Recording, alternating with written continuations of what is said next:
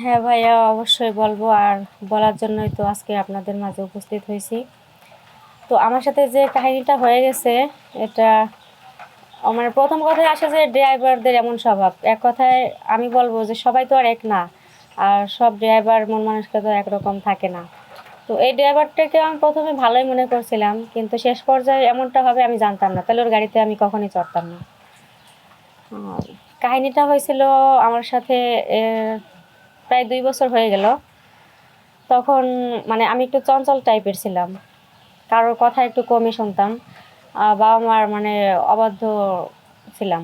একটা কথা আমাকে বলতো যে ডানে যাও, আমি বামে চলে যেতাম। যদি বলতো আজকে তুমি প্রাইভেটে যাবা, আমাকে সাথে করে নাও, আমি নিতাম না, আমি একাই চলে যেতাম। আবার ওই মামার বাড়ি খালার বাড়ি বেড়াইতে যাবো, আমি বলতাম মানে গার্জেনে যাওয়া লাগবে না, আমার মন চাইছে আমি মামা বাড়ি চলে যাবো। মানে সবসময় আবদার নিয়ে চলতাম, এক কথায় কোনো কথা শুনতে চাইতাম না।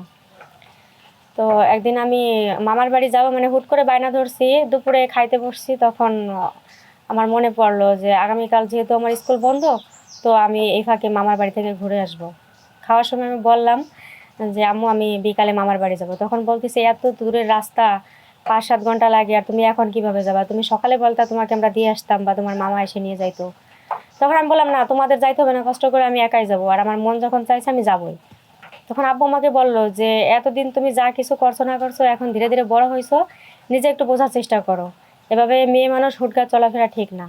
তখন আমি আব্বুকে বললাম যে আগে ছোট ছিলাম তোমাদের ভয় ছিল, এখন তো আমি বড় হয়েছি, তাহলে কেন ভয় করতেছো? আমি তো নিজে চলতে পারি, আমি কি বোকা মেয়ে? তখন আব্বু বলল যে মেয়েরা বোকা হইতে সময় লাগে না, তুমি হয়তো মামুনি বুঝতেছো না, এটা যখন হবে তখন বুঝবা। তখন মানে আব্বুর কথা আমি মানছিলাম না, আমি বললাম আব্বু তুমি যত যাই বলো, আমি ঠিকই চলে যাবো। আর আব্বু আম্মুকে বলে গেল যে অজানে আজকে না যায় কালকে আমি নিয়ে মানে বেড়ায় চলে আসবো। আমি আব্বুর কথায় মানে চুপ করে শুধু শুনে রাখলাম, কিছু বললাম না। যখন খাওয়া দাওয়া শেষ, তারপরে আমি বায়না ধরলাম যে আম্মু আমি চলেই যাব, বিকালে সব কিছু জামা কাপড় রেডি করে আমি বসে আছি যে আমাকে যাইতে দাও। তখন আম্মু বলতেছে না যাইতে দেবে না, মানে ভাড়ার টাকা দিবে না। আর আব্বু আম্মু না দিলে পাবো কোথা থেকে, তখন তো আর ইনকাম করি না।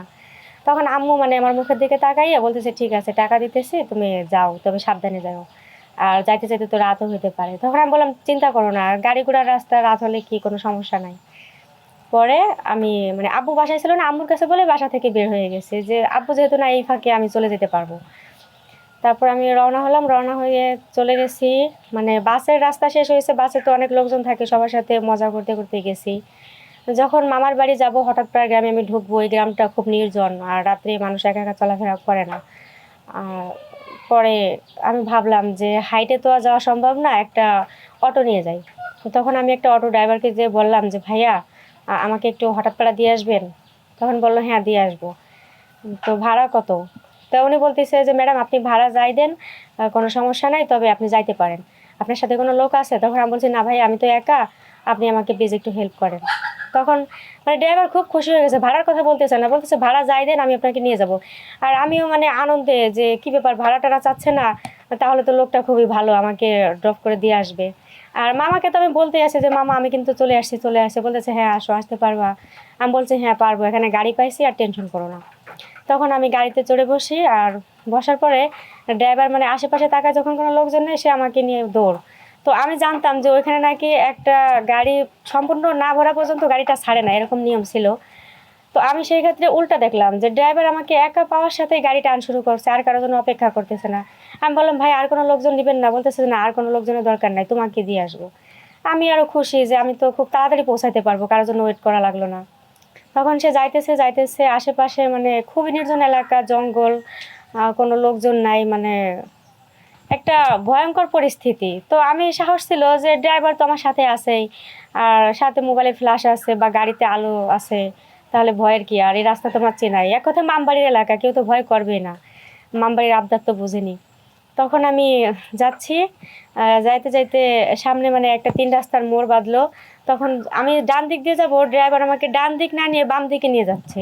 তখন আমি বলতেছি ভাইয়া রাত্রের লোকেশন, তবে আমি কিন্তু আইডিয়া করতেছি আমি ডানে যাবো, আপনি আমাকে বামে কেন নিচ্ছেন? বলতেছে না বাম দিয়ে গেলে খুব তাড়াতাড়ি পৌঁছাতে পারবো। তো আমি মনে করলাম হইতেও পারে নতুন রাস্তাঘাট হয়েছে, বা সে নিয়ে যাচ্ছে। নিতে নিতে এক কথায় মানে একটা ঘন জায়গায় আমাকে জঙ্গলের দিকে নিয়ে গেছে, নিয়ে ওইখানে গাড়িটা দাঁড় করাইছে। আমি বললাম এখানে কেন আসছেন? বলো তুমি একটু গাড়িতে বসো, আমি একটু প্রস্রাব করে আসি। এই কথা বলে সে গাড়ি থেকে নামলো। নামার পরে মানে 2-4-5 মিনিট লেট করলো, আমি গাড়িতেই বসে আছি, মানে নো টেনশন, আমাকে তো সে পৌঁছায় দেবে, একটা দায়িত্ব নিয়ে আমাকে উঠাইছে। আমি চুপচাপ বসে আছি। তখন সে একটা যাইয়ে একটা স্থান মানে পরিপাটি করে আসছে যে কোন জায়গাটা আমাকে নেওয়া যায় বা কোন জায়গা আমাকে সে নিবে। করে আসার পরে গাড়িতে এসে বলতেছে কি যে আপনি একটু নামেন। তখন আমি বললাম কেন, গাড়িতে কোনো সমস্যা? বলতেছে না, গাড়িতে সমস্যা না, আপনি একটু নামেন, ওই সামনে যাইতে হবে। তো আমি তার কথা মতো নামলাম যে ভাইয়া ঠিক আছে আমি নামতেছি। মানে এত আদর করে আমার হাত ধরে নামাচ্ছে, আমি তো মানে ফিদা হয়ে গেছি যে এত আদর করে আমাকে নিতেছে। হাত ধরে নামছি, মানে ডোন্ট মাইন্ড, আমার ভিতরে ওরকম কিছু ছিল না। ফ্রি মাইন্ডে আমি নামছি, নামার পরে সে আমাকে ওই জায়গাটায় নিয়ে গেছে হাত ধরে।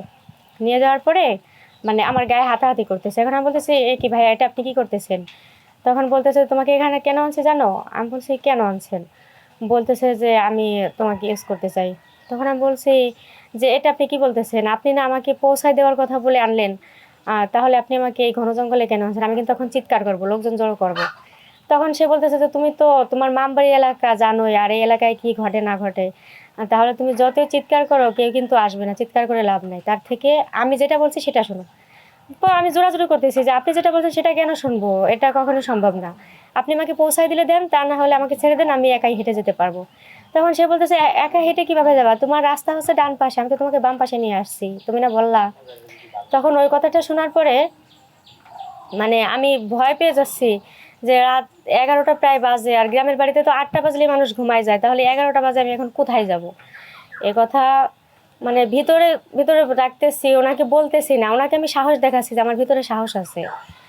তো উনি আমাকে জোর করতেছে করতেছে, তখন আমি বলতেছি দেখেন আপনি আমার সাথে এসব করতে আসেন না, আমি কিন্তু সে ধরনের মেয়ে না। আর আপনি যদি বেশি জোর করেন আমি হয়তো নিজে মরে যাবো, তবু আমি এটা করতে পারবো না। পরে উনি বলতেছে যে আমার কথা যদি শোনো তাহলে তোমাকে পৌঁছায় দেবো, আর আমার কথা যদি না শোনো তাহলে তোমাকে ভুল রাস্তায় চালিত করবো, মাম বাড়ি তো খুঁজে পাবে না, এমনকি তোমারেও কেউ খুঁজে পাবে না। মানে এই ভয় দেওয়ার পরে তখন আমি মানে মানলাম যে ভাইয়া এখন তো আমার বাঁচতে হবে, আপনার যেটা খুশি আপনি করে নেন, তবে আপনি আমাকে পৌঁছায় দিবেন, আমাকে জানি আপনি এই মাঝ রাস্তায় ছেড়ে দিন না। আমি ফোনেও মানে ব্যালেন্স নাই, কারোর সাথে যোগাযোগও করতে পারতেছি না, মানে পরিস্থিতিটা এতই খারাপ যে কাউকে ডাকলেও খুঁজে পাবো না, 2-4 কিলোর ভিতরে কোনো ঘর বাড়ি কিচ্ছু নাই। তখন তখন তার কথায় মানে আমি একটু নার্ভাস হই, নার্ভাস হলে উনি ওটা সুযোগটা কাজে লাগায়। তারপরে আবার মানে ভালো সাইজে আদর টাদর করে গাড়িতে ওঠানোর পরে বলতেছে হ্যাঁ এখন তোমারে পৌঁছায় দেবো। পরে আমি চুপচাপ গাড়িতে বসে আছি, ওনার সাথে কোনো কথা বলতেছি না। উনি নিতে নিতে আমাকে আর সেই ডান পাশের রাস্তায় নেয় না, উনি আমাকে বাম পাশের রাস্তায় নিয়ে গেছে, আর রাত্রের লোকেশন যার কারণে আমি বুঝতে পারি নাই। আর মনে করছি আমাকে তো পৌঁছা দিবে, কারণ আমি তো তার সাথে বেইমানি করিনি, আমি তো তার সাথে কথা শুনছি। তখন নিতে নিতে মানে সামনে একটা ফাঁকা মাঠ আছে, ওখানে একটা দোকান ছিল, দোকানটা তখন বন্ধ ছিল, কোনো লোকজন ছিল না। বলতেছে যে এদিক দিয়ে তোমার মামবাড়ি যাইতে হবে। পরে আমি বলছি কেন আমাকে ওই বাড়ি পর্যন্ত পৌঁছায় দিবেন? বলতেছে না আমি বাড়ি পর্যন্ত যাইতে পারবো না। তখন আমাকে নামাই দিয়ে মানে জোর করে নামাই দিছে যে এখানে নামিয়ে থাকো, নামাই দিয়ে তিনি চলে আসছে। এখন আশেপাশে আমি কাউকেই পাইতেছি না যে ওনাকে এই কথাটা কারো কাছে বলবো বা ওনাকে লোকজন ধরাবো, সেরকম কোনো পরিস্থিতি নাই। আর আমি একা কী করবো, আমাকে মেরে ফেলার হুমকি দেয় বা আবার পরবর্তীতে বেশি কিছু করবে, মনের ভয়ে আমি আর তাকে দ্বিতীয়বার ডাক দিই নাই। আমার নামাই দিয়ে সে কী করলো, চলে গেলো মানে আশেপাশে আমি আর খুঁজে পেতেছি না কোথায় যাব। কাঁদতে কাঁদতে পরে ওইখানেই মানে একটা গাছের ছায়ার তলে আমি বসেছিলাম। ওইখানে কোন সময় যে আমি ঘুমাই গেছিলাম আমি নিজেও জানি না। পরে সকালবেলা একটা লোক এসে আমাকে বলতেছে যে মামনি তুমি কোথায় আসছো? পরে আমি বলছি যে আঙ্কেল আমি এরকম এইভাবে এখানে চলে আসছি, আমার ফ্যামিলিও জানে না, আমার ফোনেও ব্যালেন্স নাই, কোনো আত্মীয় স্বজনের সাথে যোগাযোগ করতে পারতেছি না, আমার মামার বাড়ি অমুক জায়গায়, আমি ওইখানে যাবো, আমাকে একটু পৌঁছায় দেন। তখন ওই লোকটা আমাকে বলে যে তুমি তো অনেক দূরে চলে আসছো, তোমার মামার বাড়িতে আরও পিছনে, তাহলে এখানে কি করে? তারপর ওনারে আমি কথাগুলো খুলে বললাম যে আঙ্কেল আমি হচ্ছে এভাবে পরিস্থিতির শিকার। আসলে বাবা মার কথা না শুনলে যে তার লাইফে কত কিছু ঘটতে পারে সেটা আমি তখনই বুঝতে পারছি যে গুরুজনের কথা মানলে কতটা ভালো হয়।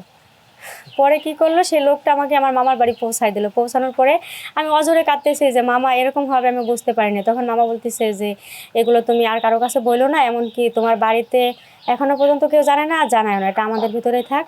আর তুমি হচ্ছে এখন মানে নিজে পরিপাটি থাকো, কখনো মনেই করবে না যে তোমার লাইফে এটা ঘটে গেছে। তখন মামার কথা আমি বুকে সাহস নিই এবং সেইভাবেই চলতে থাকি যে হয়তো আমার সাথে এমনটা কিছুই হয় না, ওটা আমার একটা জাস্ট দুর্ঘটনা ছিল, অ্যাক্সিডেন্ট। সেইভাবেই আমি আছি। তো সমাজের লোকজনের সাথে মানে একটা কথা আমি শেয়ার করতে চাই, আপনাদের যাদের এই যে মেয়ে আছে, ছোট থেকে বড় হয়েছে, বা অনেক মেয়েরা এখন বাবা মার কাছে আবদার নিয়ে চলে, বড় ভাইয়ের কাছে আবদার করে। আবদার আপনারা পূরণ করবেন, কিন্তু সেটা মানে দেখে শুনে যে কোনটা করলে ভালো হবে আর কোনটা করলে ভালো হবে না। আর মেয়েদেরকেও একটা কথা বলি, আপুরা, ছোটো বোনরা, তোমরা যারা আসো, তোমরা বাবা মার কথা মতো চলবা। আর রাতের অন্ধকারে চলাফেরার ক্ষেত্রে অবশ্যই তোমরা গাড়িতে ওঠার সময় গাড়ির নাম্বার দেখে নিবা, এমনকি ড্রাইভারের অ্যাড্রেসটা তোমরা সাথে সাথে জেনে নেবা যে সে কোথায় থাকে, এমনকি কী করে। তাহলে এরকম ঘটনা ঘটলে তোমরা তাকে ধরতে পারবা। আমি ওই সময় এত বড় একটা ভুল করছিলাম যে আমি গাড়ির নাম্বারটাও দেখি নেই আর খেয়ালও করি নাই। আমি শুধু একটাই আমার চান্স ছিল যে আমি কখন মামার বাড়ি পৌঁছাবো, কিন্তু মামার বাড়ি তো শেষমেশ পৌঁছাইলামই না। নিজের জীবনের সাথে এমন একটা কাহিনীও ঘটে গেল। তো তোমাদেরকে আমি বলতেছি, তোমরা এমনটা কেউ করবা না, ঠিক আছে?